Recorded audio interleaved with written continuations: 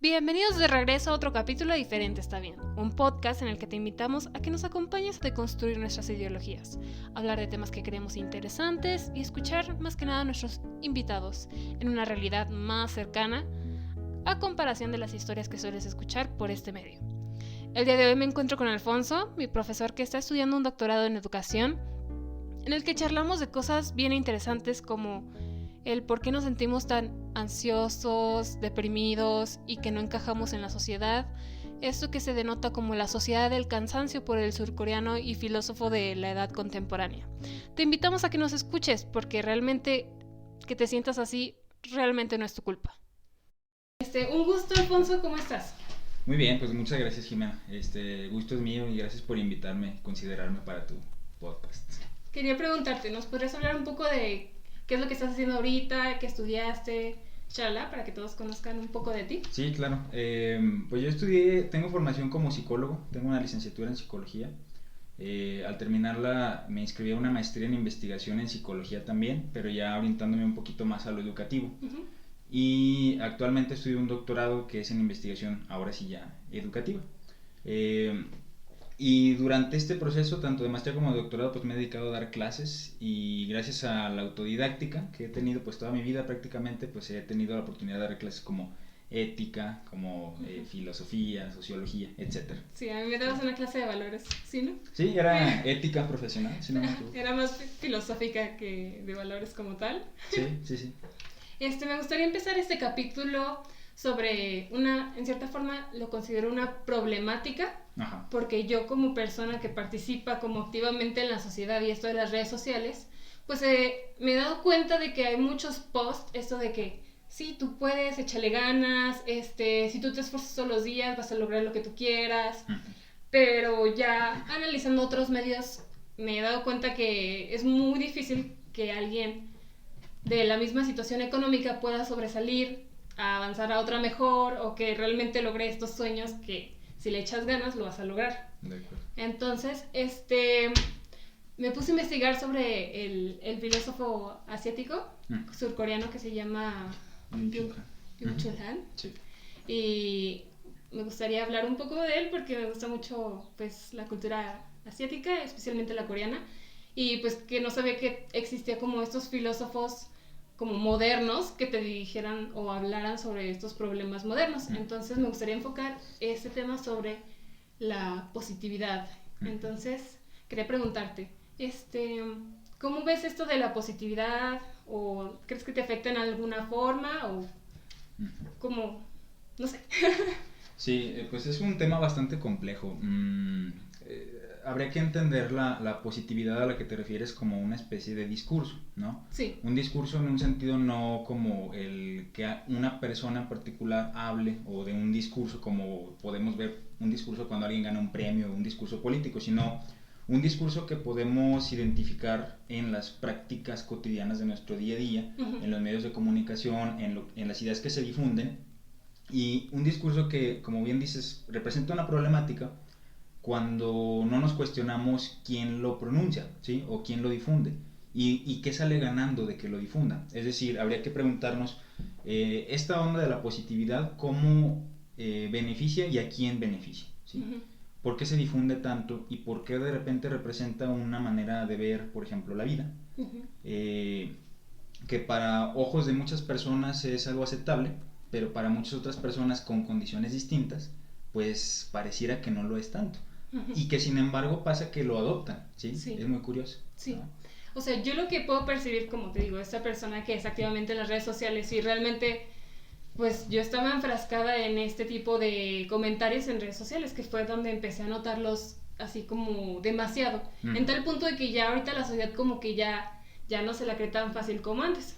Sí. Entonces, yo he visto que la gente, o yo también fui como parte del problema, que aceptaba este tipo de imágenes, yo creo que las personas que consumen este positivismo es una forma de ocultar su triste realidad y intentar tener como algo en que es enfocar su vida para sacarla adelante. ¿Qué opinas de eso?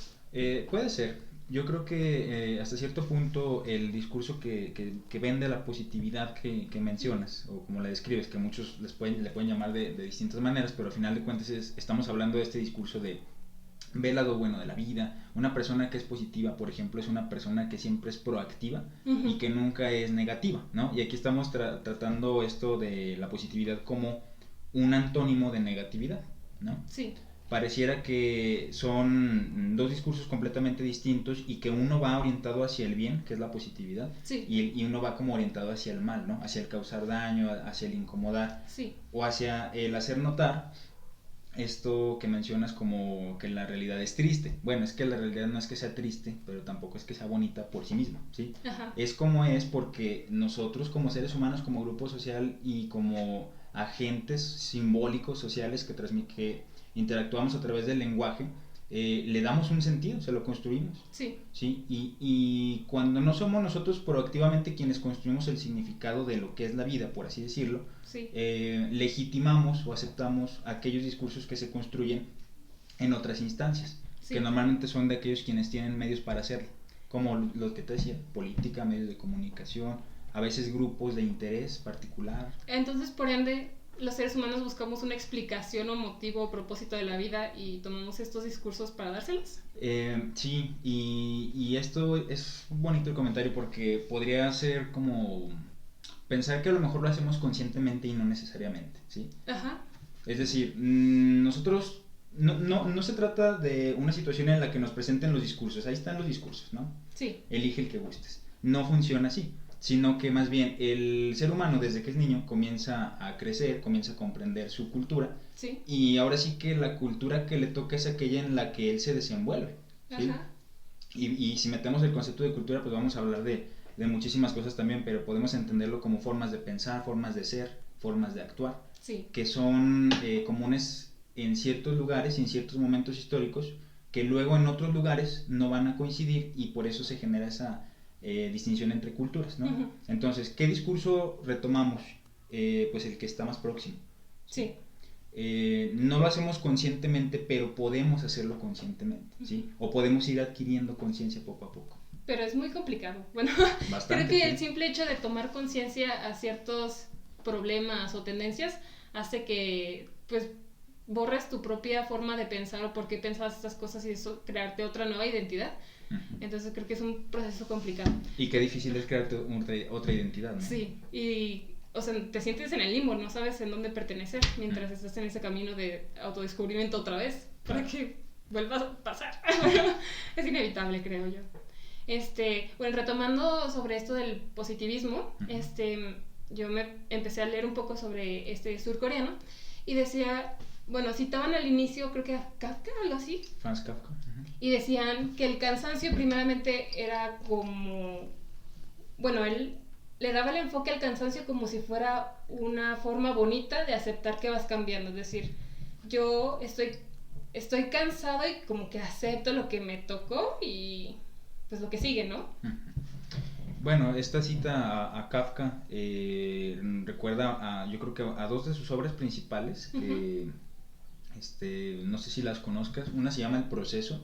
Sí, lo escuché, sí. Y otra se llama La Metamorfosis, esta es la más famosa, ¿sí? De donde Gregory Samsa, el personaje, de repente se despierta convertido en una especie de escarabajo, que muchos lo caricaturizan como cucaracha, que no necesariamente es eso, pero que refleja esa sensación de existencial de haber nacido, pero pues no haberlo solicitado, ¿no? O sea, sí. De repente verse lanzado aquí en el mundo y tener que lidiar pues con todo lo que la vida implica, ¿no? ¿Para qué nací, no? Exactamente. ¿Para qué vine aquí? Sí, es lo que se plantea el autor, ¿no? Esa duda de principio, y más que la duda, la sensación de aceptarlo, o de poco a poco pues asumir que estamos vivos, que existimos, que no existimos solos.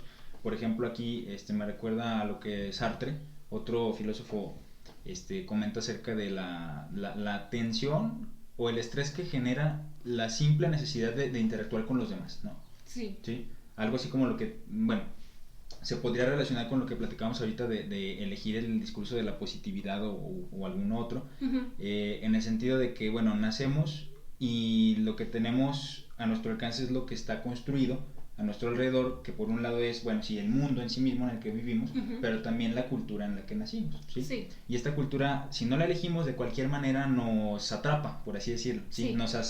Nos absorbe. La cultura hay perspectivas que dicen, el ser humano construye la cultura, ¿sí? Pero también la cultura construye al ser humano. Sí. En este sentido, lo que propone Kafka es... no sabemos por qué, no hay una justificación tal cual racional que nos convenza del todo, pero aún así somos víctimas de la misma cultura o de la misma vida en general. O sea, estamos condenados a realmente no ser individuos porque tenemos la cultura y todo detrás de nosotros, ¿no?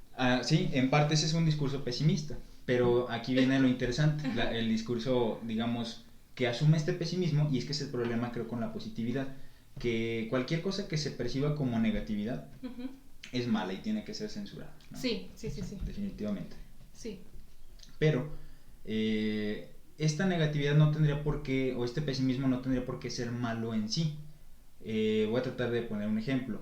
El verte en este mundo como un sujeto en modalidad víctima, vamos a decirlo así, o sea, como ¿por qué nací? ¿Por qué tengo que estar pasando por esto? Es, digamos, una etapa que antecede a la de la toma de conciencia, el decir, bueno, pues aquí estoy, ¿sí? Y ahora que estoy aquí, ¿ahora qué? ¿Qué procede? ¿Qué es lo que hay que hacer? Algunos autores existenciales dirían, pues hay que construir un proyecto de vida, ¿sí? Un proyecto de vida propio, que nos vaya librando poco a poco, por así decirlo, de las ataduras de esta cultura o de esta vida a la cual existencialmente pues fuimos lanzados, ¿no? Pero el problema aquí es, y en parte esta onda de la positividad se agarra de ahí, porque dice, pues sí, ¿para qué te agobias con tu existencia y por qué no mejor te haces un individuo libre, ¿no?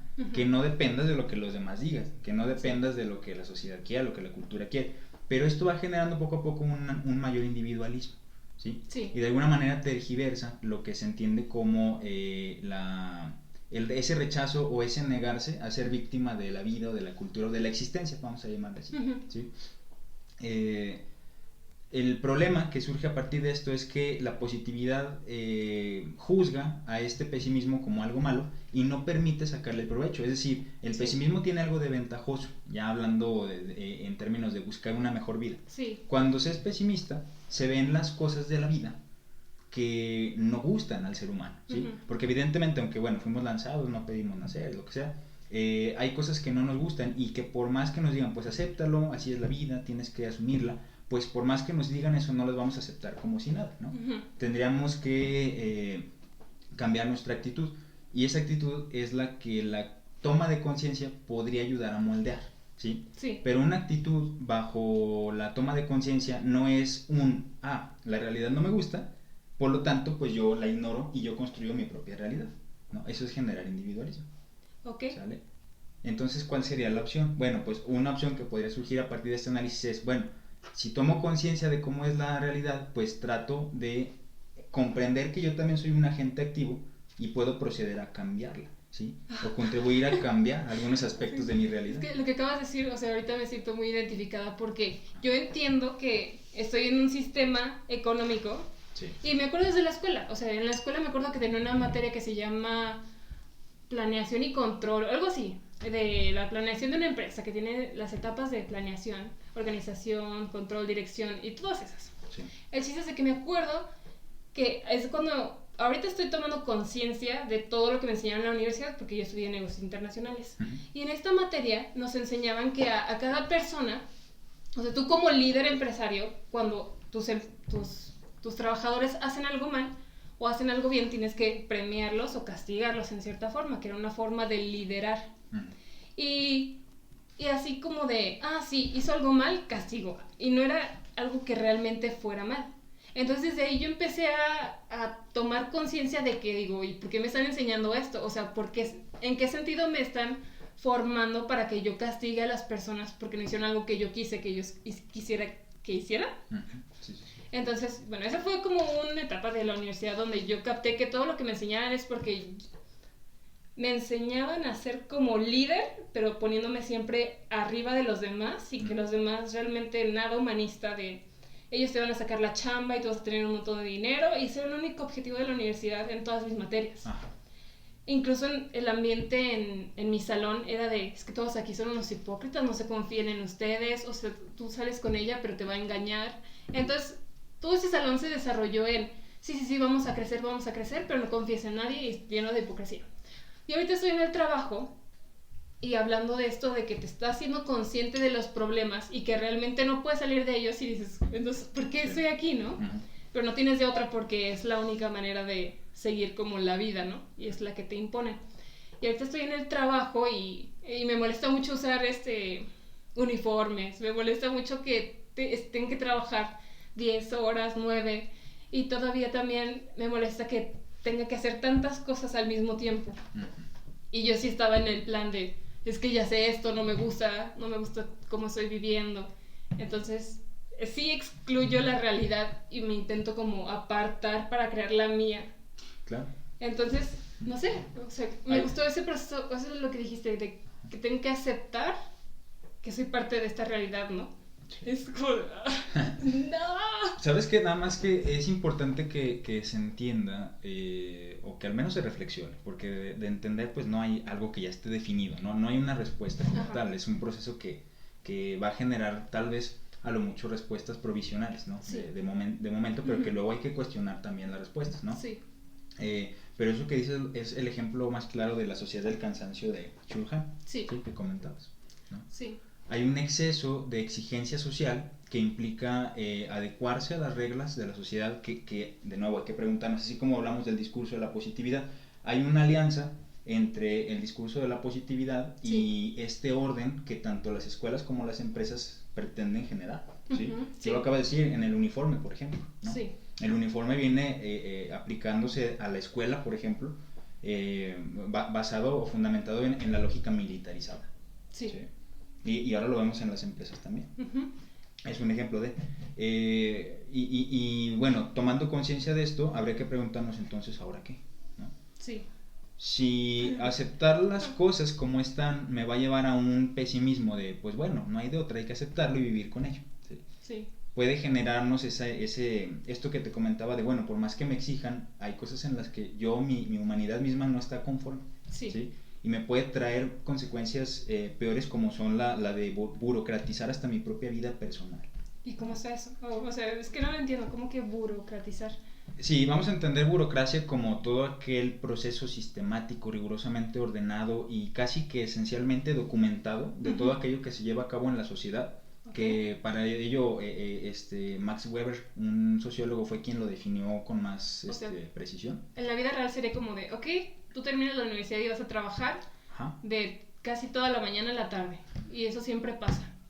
Sí, digamos que es un ejemplo de dónde se materializa la burocracia, ¿no? Uh-huh. La burocracia la vemos desde que alguien nace y se tiene que hacer un acta de nacimiento hasta que alguien fallece y se tiene que hacer un acta de defunción, ¿no? Ah, okay. Eso es la burocracia. Okay. ¿Sí? Una interacción social ordenada, en exceso ordenada, ¿no? Uh-huh. Tiene sus beneficios, ordena, mantiene en orden a la sociedad, puede anticipar fallas, puede prevenir catástrofes, o sea, la burocracia no es mala por sí misma. Pero la burocracia tiene un efecto muy curioso que pues yo creo que valdría la pena platicarlo, que es el de hacer cada vez más obvias las cosas y cuestionarlas menos, ¿sí? Entre más se burocratiza la vida, sí. Menos nos cuestionamos las cosas, ¿sí? Porque aprendemos los procedimientos, como en una empresa, por ejemplo. Sí, y o sea, lo malo es de que mucha gente, o sea, yo ya veo adultos que nunca, o sea, los veo cómo actúan y por qué hacen las cosas y dices, oye, ¿cuál es el sentido de que lo hagas? Y tú piensas que son adultos y saben más y realmente están peor que uno. No necesariamente. Sí, cuando ya pasamos a la etapa adulta, pues pareciera que tenemos más respuestas, pero no necesariamente. Sí. Pero muchos viven como en este shock de estar congelados y vivir en automático. Sí, vamos a trabajar y ya. Es un ejemplo de la burocracia que te digo. O sea, una burocracia que va más allá de las oficinas, ¿sí? Que más bien ya impacta en nuestra vida cotidiana. Al grado, por ejemplo, de las personas que tienen un trabajo, todas las personas, que desde un principio en la mañana se levantan a hacer las mismas actividades de siempre, de alguna manera, no, a lo mejor no es la palabra correcta, pero burocratizan su vida personal en ese sentido, ¿no? Le dan tanto un orden que se mantiene tanto para seguir esa lógica que ya no se cuestiona, ¿no? Uh-huh. Incluso la prueba de esto está en la fuerza que implica la burocracia, en que cuando algo sale mal, por ejemplo, que no hay pasta de dientes, híjole, es un problemón. No, ¿sí? yo me siento otra vez identificada. O sea, cualquier cosa que sale mal, yo ya estoy bien estresada y bien enojada. Ajá.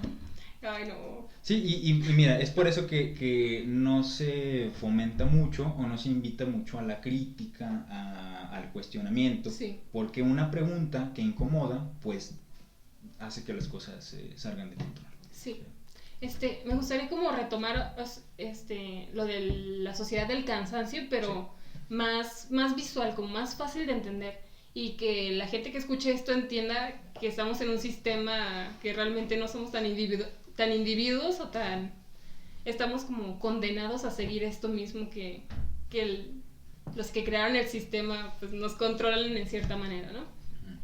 Entonces me gustaría empezar con esto del multitask o algo así, ¿sí lo has escuchado? Sí, sí, sí. Entonces, desde la escuela y en el trabajo nos enseñan a realizar actividades, pero en el mismo tiempo y en mucha demanda, ¿no? Ajá. Entonces, en un minuto puedes estar haciendo un montón de cosas. Y había leído que con este surcoreano decía que nosotros estamos siendo más instintivos, como más animales, Ujú. en el sentido de que, o sea, cuando éramos en la era pasada que intentábamos sobrevivir, pues nosotros solíamos estar como sí muy atentos Sí. para sobrevivir, que no nos comiera, no sé, Sí, sí, exactamente. no sé qué cosa. Entonces, ahorita volver a esos empleos que te dicen, o en la misma escuela, porque te lo fomentan, es que tú tienes que ser una persona que haga muchas cosas Ujú. al mismo tiempo. Sí.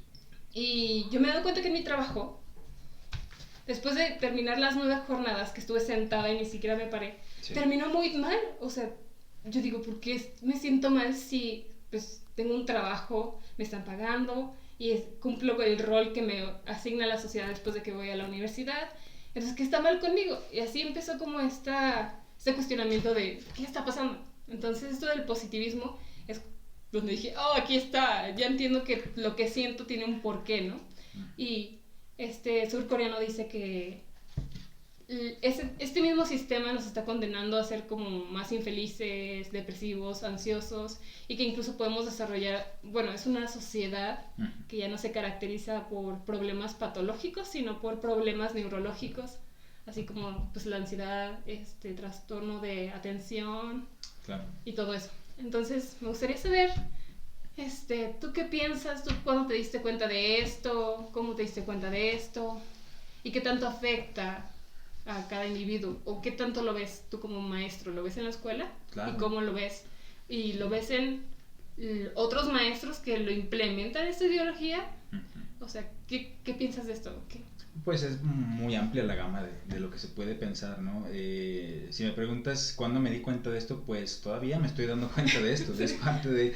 Yo creo que cada vez cuando uno cree que ya conoce el sistema, se va sorprendiendo de todo lo que se encuentra, ¿no? De los procesos, por ejemplo, no oficiales que aún así se llevan a cabo en empresas, en escuelas, en instituciones en general, Uh-huh. y que tienen que ver a veces con las exigencias, porque bueno, vamos a pensar en esto. Una cosa es el multitask, que hace referencia desde luego a la práctica, es decir, a la realización múltiple de tareas al mismo tiempo, pero no nos olvidemos que hay también otras demandas sociales, ¿no? Por ejemplo, la demanda que implica cómo ser, cómo vestir, cómo esto, cómo lo otro, ¿no? Sí. Una cosa es lo que me exigen en el trabajo, Uh-huh. que implica dedicar mi esfuerzo físico y mental, por decirlo de un modo, a las actividades, y que deriva en un cansancio, literalmente, canso mi cuerpo, canso mi mente, al grado que ocurre lo que ya decías, pues ya cuando me abrumo, no quiero saber nada de eso, ¿no? O sea, Sí. trato como de aislarme, de salir de esa realidad, etcétera.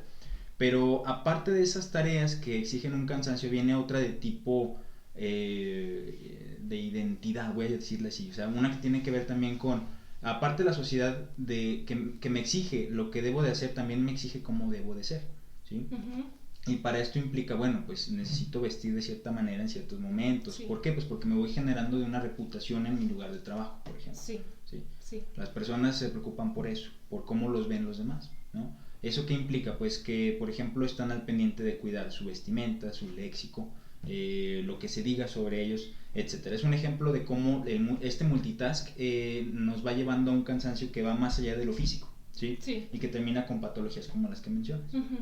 Y que termina, voy a hacer un paréntesis breve aquí solo para conectar esta idea.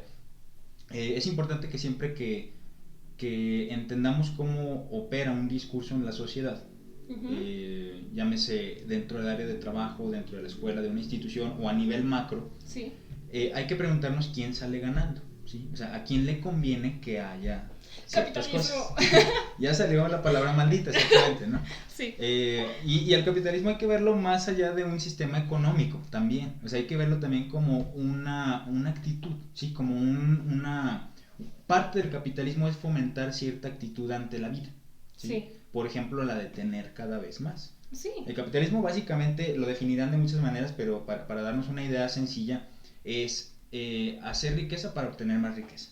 Sí. En general, sí, ¿no? Pasa este ejemplo de HSBC, si no me equivoco, uh-huh, de este banco que obtuvo ganancias en el 2016, si no me equivoco, como para dar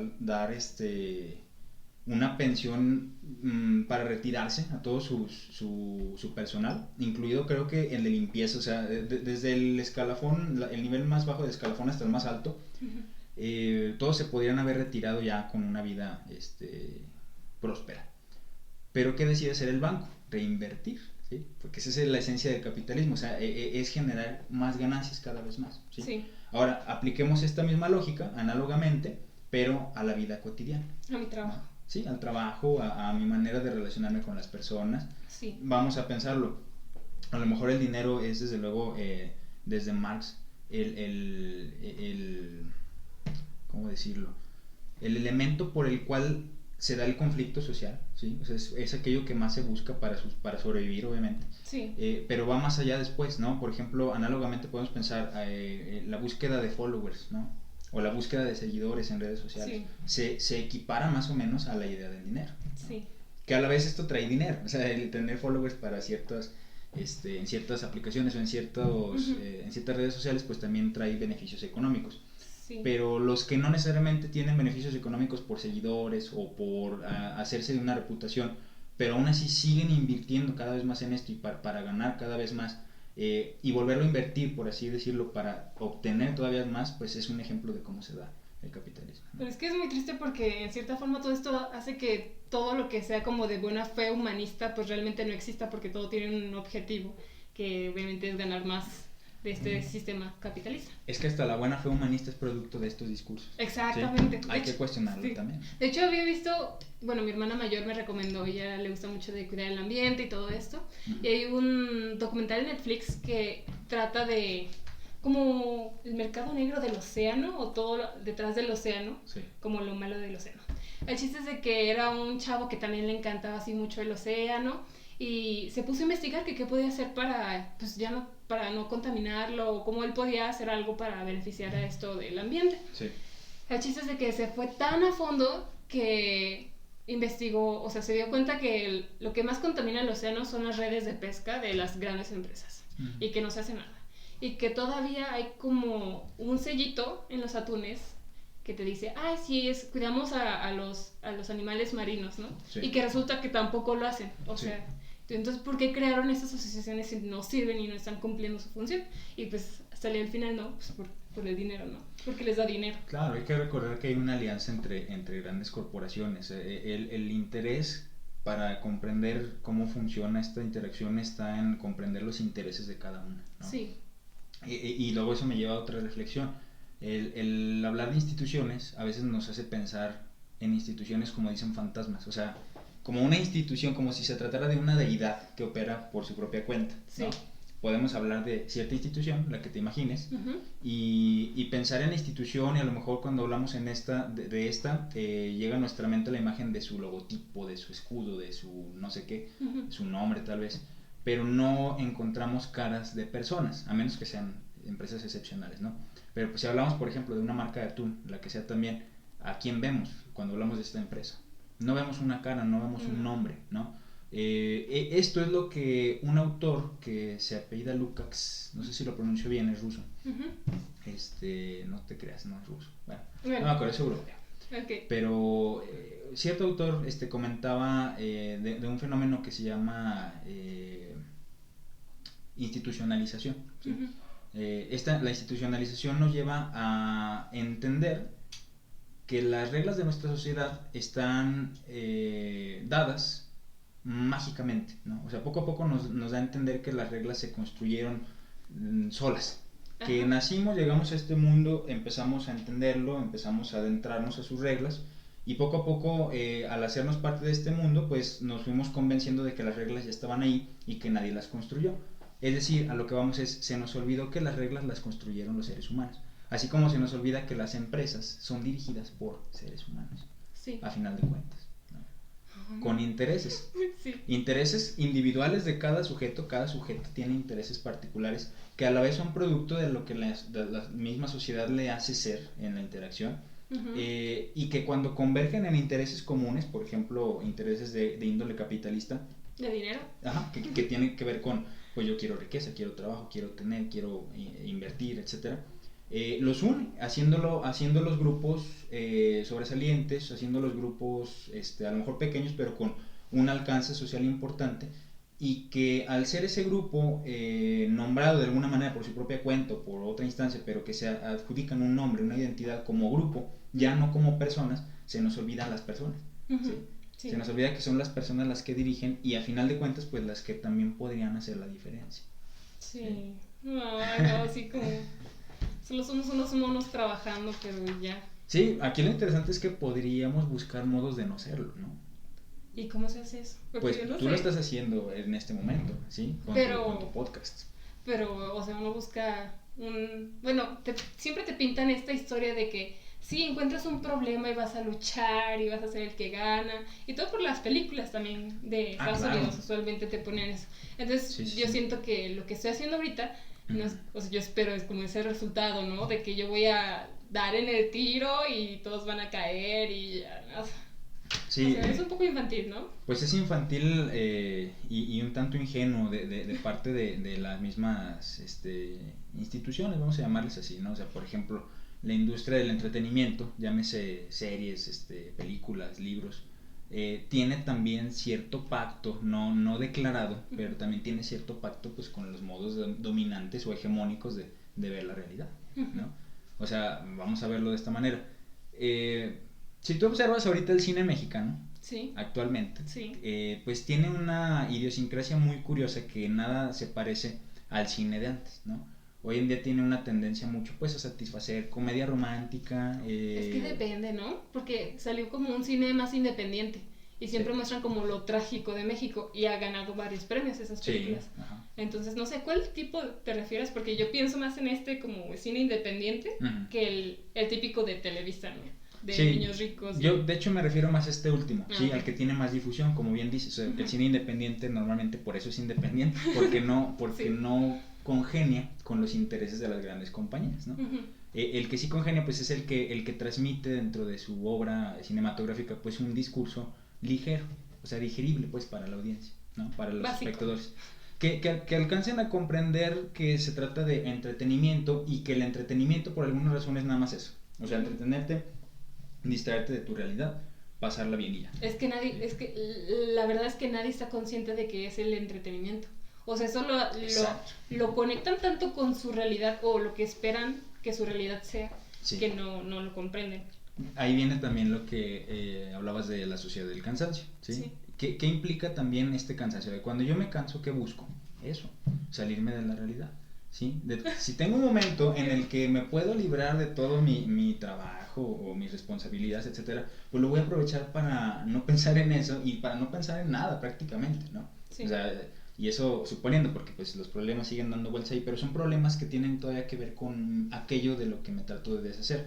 Sí. El problema con el entretenimiento es que no genera reflexión, ¿sí? Ajá. Y por ende, como diría Walter Benjamin, un filósofo que de hecho también por ahí menciona Jules Han, pues hace que el espíritu humano se estanque, ¿no? O sea, no progresa, y más bien el entretenimiento que podría aprovecharlo para, por ejemplo, para disfrutar de una obra que lo lleve a reflexionar, que lo lleve a pensar en algo más allá de lo que su realidad implica o más allá de zafarse de esa realidad, pues prefiere optar por esto último. Sí. ¿Sí? para evitar problemas, para evitar salirse de control. Sí. Es lógico, o sea, hay que entender hasta cierto punto que esta crítica pues tiene también que reconocer que es entendible, ¿no? O es lógico. No Sí. es la palabra tal vez correcta, lógico, pero sí quisiera usarla para dar a entender que ante tanta exigencia social es lógico que las personas quieran escapar. Sí. El problema aquí es que los modos de escapar de la realidad son modos en los que nada más me hago tonto un rato, pero no cambio nada. ¿Sí? Sí. Al contrario, o sea, regreso con más ganas prácticamente. Sí. Similar a lo que Marx decía acerca de la explotación del burgués al obrero, al proletario, que era cuando el obrero esté cansado físicamente. Porque recordemos que la burguesía, cuando el capitalismo empieza a surgir con poder a finales del siglo XVIII, Sí. empieza a comprender una lógica que los amos o dueños de esclavos anteriormente no comprendían, y era que el esclavo, entre más descansado, más me va a durar. Y es mejor mantener un esclavo muchos años trabajando para mí que explotarlo al máximo y que se me muera a los pocos años, ¿no? Muy crudo suena, pero es real. O lo fue en su momento. Y hoy en día también es cierto. Pero no, la verdad yo lo veo, al menos en la clase en la que me desarrollo, no lo ven como a futuro. Te explotan, te exprimen y tienes que sobrevivir y sobrevivir porque no tienes otra chance, ¿no? Ok, sí, creo que más bien lo que trato de explicar aquí es el esclavo del pasado, o sea, cuando existía, digamos, oficialmente el esclavismo. Era una explotación casi literalmente al cuerpo, o sea, se le sacaba el máximo provecho al cuerpo de los trabajadores, ¿no? O sea, al grado de que se desgastara literalmente sus pies, sus brazos, que fueran perdiendo su funcionalidad más rápido, ¿sí? Por lo cual él dejaba de trabajar, y si dejaba de trabajar, pues dejaba de ganar, si dejaba de ganar, dejaba de comer, y así subsecuentemente, ¿no? Sabemos hasta qué consecuencias. Hoy en día, lo que se hace es sí explotar, pero de otras maneras, ¿sí? Digamos que ese fue el gran cambio al que me refería. Cuando se dieron cuenta que los esclavos no aguantaban si se les exigía tanto, ¿sí? Y que, por ejemplo, perder un esclavo que ya tenía, vamos a poner un ejemplo, 20 años trabajando para mí, ¿no? Lo mantenía por 20 años, pero exprimiéndolo a todo lo que daba. Y pasados los 20 años ya no podía seguir, ¿no? Entonces, haciendo un experimento con otro esclavo, digamos que le dejaba menos trabajo y me rendía más. Y aunque no lo exprimía tanto en su momento, me duraba más años. Sí, mayor beneficio a largo plazo. Pero eso fue porque yo le daba descanso, le daba vacaciones, le daba prestaciones, por ejemplo. Sí. O sea que dentro de lo peor todavía es digno. Sí, exacto. Desde esta lógica, ¿no? O sea, desde esta lógica sí, es muy feo, es muy triste realmente. Sí. Y es algo que más que hacerle ahí el gesto de tristeza, pues habría que analizar cómo tomar conciencia de ello y cambiarlo, en todo caso. Sí. Regresando a esto de cómo cambiarlo, pues son, como te lo dije, o sea, soluciones provisionales, espontáneas. Lo que estás haciendo es un ejemplo. O sea, Sí. este podcast pretende generar pensamiento, pretende generar crítica, reflexión, ¿sí? Es un ejemplo de lo que se puede hacer. Sí, pero ahora intento como darle otro propósito para que en serio sea como más humano y no caer en lo mismo. Claro. Pero creo que es imposible porque estoy condenada a la cultura y a todo esto. Bueno, no sé. No necesariamente estás condenada. Lo que pasa es que el saber que la cultura está a mi alrededor y me hace parte prácticamente, como si la cultura cobrara vida. Es un ejemplo de lo que te decía ahorita de las instituciones. Sí. O sea, la cultura no existe así como si fuera la fuerza de Star Wars, ¿no? Algo así que está en el aire, sino más bien la cultura está en nuestras interacciones. Sí, cada persona. Chul Han, por ejemplo, tiene un concepto, no acuerdo ahorita el nombre, pero muy bonito, que dice, es que, ¿qué crees? El negarte a hacer algo es también hacer algo, ¿sí? Sí. Es un ejemplo que se me ocurre ahorita nada más como para pensar, no estás condenado realmente o del todo a la cultura, ¿no? Había una frasecita de Sartre que es bien famosa, y si la pones frases de Sartre en Google, es la primera que va a salir, que dice, estamos condenados a ser libres. Analiza la frase, estamos condenados o sea, a en ser la misma libres. frase no hay libertad. Es una paradoja, ¿no? Estamos condenados, pero a ver, que la libertad no es lo contrario de estar condenado, y dice, estamos condenados a ser libres. Eso es a lo que se refiere Sartre. Estamos condenados a ser libres en el sentido en que decidimos día con día, ¿sí? Nos vemos en situaciones en las que tenemos que tomar decisiones. Sí. ¿sí? Cuando yo me levanto, por ejemplo, un día a trabajar y digo voy a hacer lo mismo de siempre, estoy decidiendo hacerlo. Sí. Si un día decido no hacerlo, estoy haciendo lo contrario, pero estoy haciendo algo. Para los positivistas de este tipo que hablamos, porque acuérdate que positivismo también es otra cosa, filosóficamente hablando, que tiene una relación también. Para los que tienen esta tendencia a la positividad va a decir, no quiere trabajar, entonces es negativo, ¿no? Es una persona que no quiere salir adelante. Sí. ¿Sí? ¿Por qué? Porque los criterios que toman para hacer este análisis es la convicción que ellos tienen de, es que yo sí tengo que salir adelante, tengo que echarle ganas, tengo que tener dinero, tengo que trabajar en un mejor puesto, etcétera. Todo lo que hemos mencionado, sí. ¿no? Pero si pensamos en esta persona que dice, no, pues yo ya no voy a trabajar en eso, a lo mejor podemos verlo así bien pesimista y dice, pues qué gacho, ya no quiero trabajar, y ya se está volteando, no está dándole la espalda a todo lo que es correcto. Sí. Pero qué tal si esta persona puede o trata de buscar otra opción de trabajo, ¿sí? No el que tiene, y no por decir no a lo que tiene está diciendo no a todo lo demás, ¿no? Es decir, podemos decir que no, pero obviamente va a haber consecuencias. Sí, claro. Y en parte hay que responsabilizarnos de eso. Sí, te sales de tu zona de confort, que también es complicado, ¿no? Algo que me gustaría retomar es de que esto del positivismo hace que, bueno, yo he visto mucho estas tendencias, cuando hay problemáticas hablando del feminismo y todo esto, es donde me gustaría dar este ejemplo, es de que siento que ahorita el simple hecho de tanto positivismo a estas cosas hace que ciertos hombres especialmente no puedan ni siquiera decir algo al respecto porque tienen el miedo de no encajar con esta idea igualitaria, ¿no? En el que ya la sociedad nos está obligando a pensar como iguales a todos. Y algo que sea diferente, como que lo repele. Sí, por eso es que hay que cuidarnos, o cuidar en general, tener cuidado de analizar quién sale ganando de lo que se dice. Sí, porque el ejemplo más claro, haciendo un poquito de historia así de manera resumida, es el de la Unión Soviética. O sea, de nuevo salimos con esto del marxismo, ¿no? Sí. Este personaje, Vladimir Lenin, por ejemplo, lo que lo caracterizó fue pues el llevar la teoría de Marx a la práctica política en Rusia para derrocar a los zares que tenían un gobierno absolutista, ¿no? Sí. Pero, ¿qué pasó? Pues que cuando Lenin, de hecho desde Lenin, o sea, pero digamos que fue más evidente, cuando Lenin le deja el poder a Stalin, ¿qué pasa con la Unión Soviética? Pues se vuelven una tiranía nueva, ¿sí? O sea, derrocaron a los zares por absolutistas, pero obtuvieron un régimen totalitario con Stalin, ¿sí? Pero obviamente ellos defendían el régimen de, no, es que esto es lo correcto, el comunismo es la vía adecuada, el comunismo es lo que nos va a sacar de los problemas, el que nos va a devolver esa dignidad como seres humanos, etc. Al grado de que cualquiera que no pensara de esa manera era censurado, ¿no? Exacto. Desde mi formación yo rescato mucho a un psicólogo de apellido Vygotsky, que es muy famoso. Bueno, famoso entre psicólogos, no es alguien de quien se hable como se habla por ejemplo de Freud, que hasta en el cine sale, ¿no? Pero fue un psicólogo que realizó varias obras escritas y que fueron censuradas por Stalin en Rusia, ¿sí? Era un psicólogo que, a pesar de que compartía ciertos supuestos marxistas con el régimen de su momento, optaba por desarrollar una individualización. Hay que distinguir individualismo de individualización, ¿sí? La individualización es la construcción de yo como un individuo, ¿sí? Que no solamente me dejo llevar por las masas y la cultura, sino que voy adquiriendo una identidad propia. ¿Sí? El individualismo es yo no me importa lo que diga nadie ni lo que pase a mi alrededor, yo soy yo y yo nada más, ¿no? Entonces, distinguir en eso.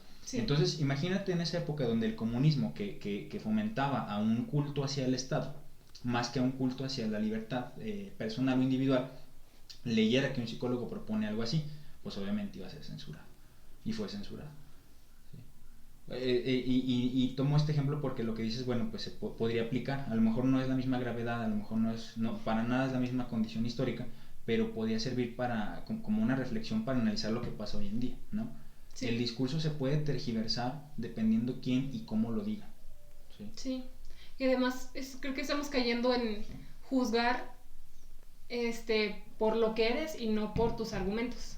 Entonces ahorita la sociedad bloquea rápidamente cómo te ves, o sea, si es el feminismo, eres hombre, no, o sea, ni siquiera se detienen a escuchar los argumentos. Y creo que es parte de este problema, ¿no?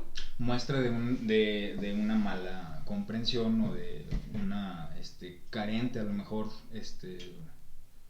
análisis de lo que es el discurso, por ejemplo, feminista, ¿no? Uh-huh. Si nos vamos a los orígenes de lo que es el feminismo, pues los podemos encontrar hasta en el mismo Marx, ¿no? O sea, Marx no habla de feminismo, pues, pero las bases del feminismo se sustentan en la crítica marxista, de la idea de un opresor que está oprimiendo a un oprimido. Sí. Esa es la idea básica.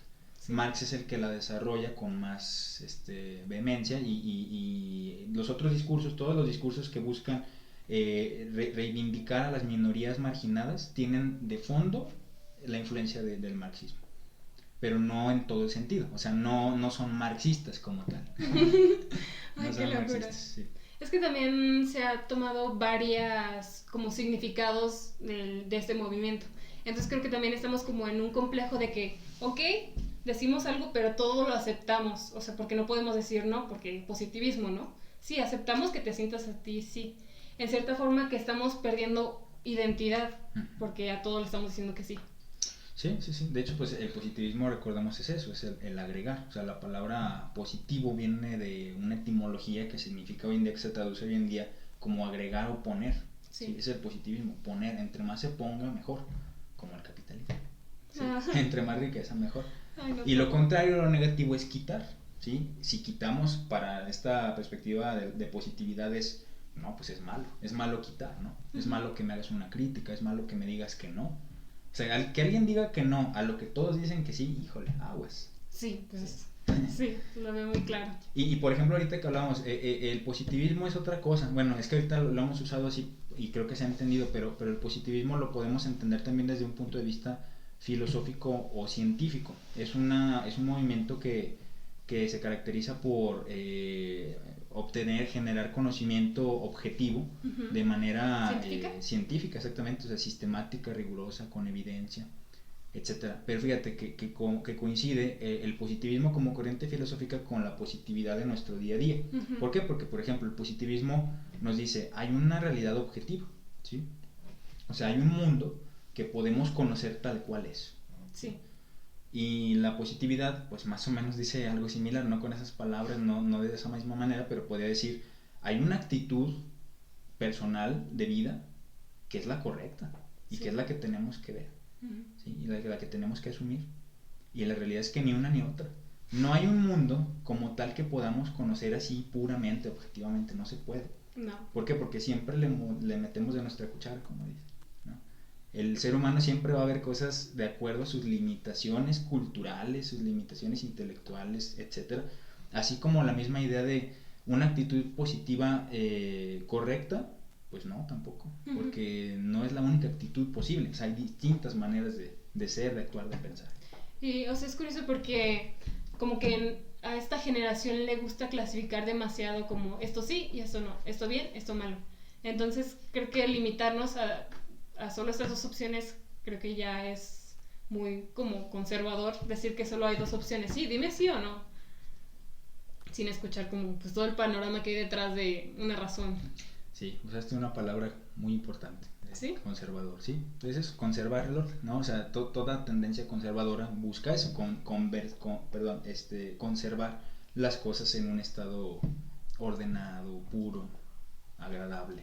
Uh-huh. Zona de confort, conformismo, sí, etcétera. Ya nada más para concluir, me gustaría, o sea, desde tu experiencia como maestro, o sea, ¿en qué aspectos has visto en los alumnos que han obtenido esto del positivismo o cómo les ha afectado?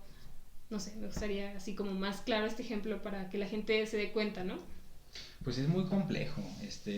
Realmente te puedo decir, sí he visto en algunos más que otros, uh-huh, en algunas escuelas incluso más que en otras, pero básicamente tiene que ver con la idea de no cuestionar, o sea, con la idea de no fomentar el cuestionamiento y al contrario, el difundir una formación basada en la idea de que las cosas ya están acabadas, que solo hay que aprenderlas, que solo hay que dominarlas y ya, para cuando se egrese, por ejemplo, de una carrera, pues aprender a trabajar como se debe de trabajar y ajustarse al sistema, ¿sí? Wow. Olvidándose, por ejemplo, de que de hecho el sistema, entiéndase sistema por instituciones, servicios públicos, privados, etcétera. La energía de Star Wars. Más o menos, o sea, eso es lo que tendría que ajustarse a las necesidades, no al revés. El problema es ese, que las necesidades, por ejemplo, sociales, la marginalidad, la pobreza, la desigualdad, la injusticia, la discriminación, en todo su amplio sentido de la palabra, tratan de ajustarse al sistema, ¿sí? Sí. Y como son criterios ya fijos los del sistema, pues no encajan, No encajan. ¿no? Y aquí más bien lo que noto que hace falta en las escuelas es vamos cuestionando los mismos criterios del sistema y recordando, haciendo que recordemos que el sistema es el que se tendría que ajustar.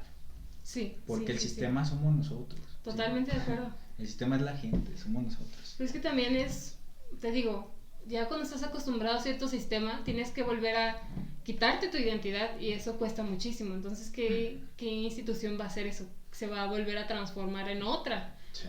Entonces, es un poco complicado. Sí, bastante complicado, pero yo diría que con áreas de oportunidad, por así llamarlo, importantes y que se tienen que identificar. Pero usualmente cuando notas estos cambios te suelen reprimir. Entonces como... Sí, a veces de maneras muy feas, ¿sí? Extremas, a veces no tanto, ¿no? Yo diría, pues hay que tomar nota de dónde se dan las censuras, dónde se dan las represiones y pensar en alternativas. No me refiero aquí, por ejemplo, a casos extremos que sí son muy graves y que se tiene que hacer algo donde la violencia física es la que es la herramienta de control, sino también en las herramientas no violentas, aparentemente, de nuestra sociedad, ¿no? ¿Cómo cuáles? Como los chistes, como la discriminación, como ciertos comentarios, como la preferencia de ciertas cosas sobre otras sin una justificación realmente, sin un análisis profundo, o ya ni digas profundo, o sea, un análisis mínimo que se haga de Sí. por qué pienso como pienso, por qué hago lo que hago, por qué Sí. soy lo que soy. Yo había escuchado que los chistes tienen algo que todos nos sentimos identificados, pero no nos atrevemos a decir. Entonces lo ocultamos en la comedia. Claro, el chiste pues tiene una función liberadora, catártica, dirían algunos, con el chiste se rompe tensión, por ejemplo, ¿no? O sea, cuando hay tensión en un grupo, con un chiste se aligera la cara, un ejemplo. Pero no nada más funciona para eso, o sea, el chiste también sirve, por ejemplo, el humor negro, que es un humor que a muchos les cae muy mal, ¿no? O sea, por Sí. lo que implica, pero que en el fondo puede ser una herramienta de reflexión muy importante, ¿no? Sí. Si analizamos por qué nos reímos de lo que nos reímos, es como... mira. Exacto. O sea, es el reflejo del pensamiento de la sociedad, ¿no? Sí, que de Incluso. hecho ahí el personaje del Joker es como clave, ¿no? En nuestra cultura. No por nada ese personaje ha ganado 2 Oscars, ¿no? Su interpretación. Sí. Y representa justamente esta risa absurda ante la decadencia de la sociedad. Y aparte el chiste, o los chistes o el humor sirve en parte también para señalar cosas que están mal. El problema con esto es que, imagínate si alguien cuenta un chiste y le dice, a ver, vamos ahora a analizar el chiste, pues pierde el chiste, ¿no? Sí. O sea, ya no Por tiene eso es sentido. que, sí. O interés de la gente. Allá lo que habrá que preguntarnos es, bueno, ¿y pues qué tiene, no? O sea, ¿por qué no analizar el chiste después? ¿No? El humor, la comedia, etcétera. Muy bien, me gustó mucho. Bueno, para concluir, cuestionense por qué están estudiando ciertas cosas, por qué les dan esas materias y qué les dan. ¿Realmente funciona? ¿Les funciona? Muchas gracias por acompañarnos hoy, fue un gusto, me gustó mucho la plática y aquí tienes su espacio cuando quieras. No, pues muchas gracias y felicidades por el proyecto, que Gracias. siga adelante, siga creciendo y ojalá pues llegue ¿A más gente? a más personas. Muy chiquitos. Bueno, Muchas gracias. Gracias, adiós.